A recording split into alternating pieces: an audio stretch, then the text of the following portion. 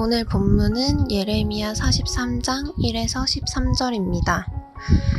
예레미야가 모든 백성에게 그들의 하나님 여호와의 말씀 곧 그들의 하나님 여호와께서 자기를 보내사 그들에게 이르신 이 모든 말씀을 말하기를 마치니 호사야의 아들 아사랴와 가레야의 아들 요하난과 모든 오만한 자가 예레미야에게 말하기를 내가 거짓을 말하는도다. 우리 하나님 여호와께서 너희는 애굽에게 살려고 그리로 가지 말라고 너를 보내어 말하게 하지 아니하셨느니라. 이는 네리야의 아들 바룩이 너를 부추겨서 우리를 대적하여 갈대아 사람의 손에 넘겨 죽이며 바벨론으로 붙잡아 가게 하려 함이라. 이에 가레야의 아들 요하난과 모든 군 지휘관과 모든 백성이 유다 땅에 살라 하시는 여호와의 목소리를 순종하지 아니하고 가레야의 아들 요하난과 모든 군 지휘관이 유다의 남은 자 곧 쫓겨났던 여러 나라 가운데에서 유다 땅에 살려하여 돌아온 자 곧 남자와 여자와 유아와 왕의 딸들과 사령관 누부사라다니 사반의 손자 아히감의 아들 그다랴에게 맡겨둔 모든 사람과 선지자 예레미야와 네리야의 아들 바룩을 거느리고 애굽 땅에 들어가 다바네스에 이르렀으니 그들이 여호와의 목소리를 순종하지 아니함이로라. 다바네스에서 여호와의 말씀이 예레미야에게 임하여 이르시되 너는 유다 사람의 눈 앞에서 내 손으로 큰 돌 여러 개를 가져다가 다바네스에 있는 바로의 궁전 대문의 벽돌로 쌓은 축대에 진흙으로 감추라.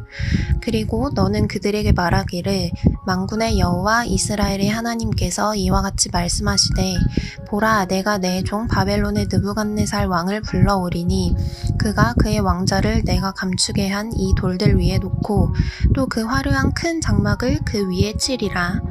그가 와서 애굽 땅을 치고 죽일 자는 죽이고 사로잡을 자는 사로잡고 칼로 칠 자는 칼로 칠 것이라. 내가 애굽 신들의 신당들을 불지르리라. 느부갓네살이 그들을 불사르며 그들을 사로잡을 것이요 목자가 그의 몸에 옷을 두름같이 애굽 땅을 자기 몸에 두르고 평안히 그곳을 떠날 것이며 그가 또 애굽 땅 베스메스의 석상들을 깨뜨리고 애굽 신들의 신당들을 불사르리라 하셨다 할지니라 하시니라. 아멘. 요하난과 남은 자들은 예레미야를 통하여 하나님의 말씀을 듣고자 했으나 이미 애굽으로 가기를 결정했기에 하나님의 말씀에 순종하지 않음이 오늘 본문 4절에 나옵니다. 이에 가레야의 아들 요하난과 모든 군 지휘관과 모든 백성이 유다 땅에 살라 하시는 여호와의 목소리를 순종하지 아니하고 하나님은 요하난과 남은 자들이 애굽으로 내려가지 않고 유다에 남아 하나님의 보호하심을 받기를 원하셨습니다. 하나님이 남은 자들이 애굽으로 갈 것이라는 것을 모르고 말씀하셨을까요? 하나님은 결국 이들이 하나님의 말씀을 들음에도 갈 것이라는 것을 알고 있었지만 그래도 돌이키고 가장 안전한 하나님의 보호하심을 받으라고 말씀하신 것입니다. 하나님은 갑자기 심판하시는 분이 아니십니다.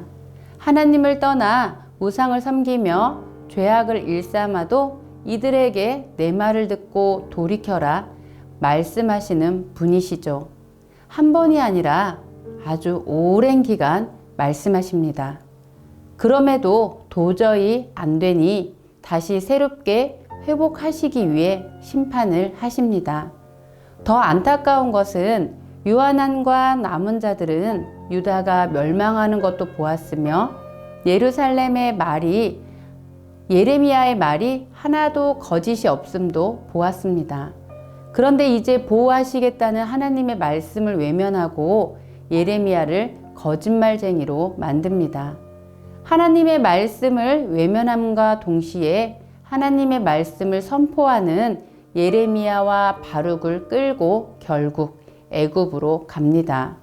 오늘 본문 4절과 7절에서 참 마음 아픈 말씀이 반복됩니다. 여호와의 목소리를 순종하지 아니하고 4절과 7절에서 나오는 말씀 9절입니다. 이제 순종하지 아니한 자들은 어떻게 될까요? 11절에서 그가 와서 애굽 땅을 치고 죽일 자는 죽이고 사로잡을 자는 사로잡고 칼로 칠 자는 칼로 칠 것이라. 바벨론의 보복이 두려워 하나님의 약속의 말씀도 외면한 채 애굽으로 간 남은 자들은 결국 애굽에서 바벨론의 침공을 면할 수 없다는 예언을 듣게 됩니다. 42장 16절에서 하나님은 분명히 말씀하셨습니다. 너희가 애굽으로 도망간다면 너희가 두려워하는 기근이 애굽으로 급히 따라가서 너희가 거기에서 죽을 것이라.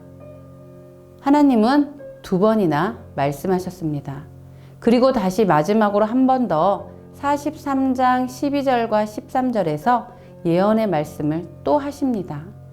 이것은 곧 지금이라도 회개하고 유다 땅으로 돌아가서 하나님의 보호하심 아래 있으라는 것입니다. 하나님의 보호하심 아래 있는 것이 가장 안전한 길이지만 그 길을 우리는 눈에 보이지 않기에 여전히 말씀을 그대로 따르는 것이 쉽지는 않습니다. 그러나 그들은 유다 땅으로 돌아가지 아니했습니다. 끝까지 하나님 말씀을 거부한 것이죠. 하나님은 마지막으로 다시 말씀하시는 것이 내 말을 듣고 돌이켜라였습니다. 이들은 하나님의 말씀이 분명하게 예레미야를 통하여 전해졌지만 애굽만이 자신들의 안락을 줄 수 있다고 헛된 생각에 사로잡힌 것입니다. 하나님과 함께함이 진정한 평안이죠. 우리도 매일 말씀을 듣지만 여전히 어제보다 더 나은 삶이 아닌 여전히 나아지지 않는 삶을 반복적으로 살면서 나를 하나님 앞에 내려놓지 못합니다. 하나님 말씀을 믿고 순종한다는 것은 참 어렵지요. 나를 내려놓지 못하면 하나님 말씀을 들을 때뿐이고 믿지 못하고 순종하지 못하는 게 사람의 마음입니다. 다시 말해서 인간적인 자기 생각을 비우지 않는 한 우리는 하나님 말씀에 순종하지 못합니다. 하나님 말씀을 몰라서가 아닙니다. 알지만 자기 생각이 너무 옳고 앞서기 때문이죠. 그래서 순종을 못하는 것입니다. 하나님은 오늘도 우리에게 다시 말씀하십니다. 내 말을 듣고 돌이켜라. 아직 늦지 않았습니다. 유다로 다시 돌아가 하나님의 보호하심을 받을 수 있습니다. 아직 우리에게는 하나님의 말씀을 듣고 돌이킬 수 있는 기회는 많습니다.